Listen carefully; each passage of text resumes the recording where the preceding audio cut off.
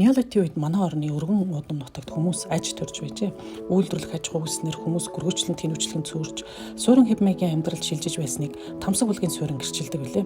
Тамсаг бүлгийн суурин анх 1949 онд Оросын эрдэмтэн Акладниковын судалгааны ангил ирүүлсэн юм.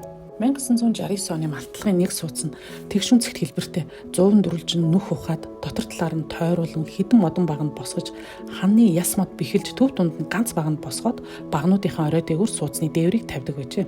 Шалан тэгшгэн дүрлжин хэлбэртэй сууцанд үү таалга байхгүй дээврийн гол оройд гаргасан нүхээр хүмүүс орж гардаг байжээ.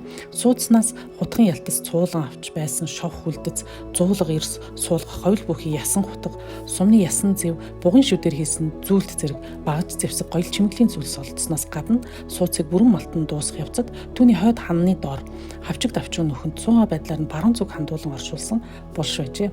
Судлаачид дээрх сууц болон булшнаас гарсан эд оюуны их хэрэглэгт хүнд үндэслэн тэдгээрийн холбогдох он цагийг нийтийн тооллын өмнөх 4-3 мянган жилд хамааруулж харин оршуулгдсан хүнийг 15 орчим настай 120 см өндөр Монгол төрхтөө эмэгтэй хүн байна гэж үзсэн юм а. Мөн Монголын газар нутгаас олдсон неолитийн үеийн анхны булш гэж тэмдэглэгдсэн юм.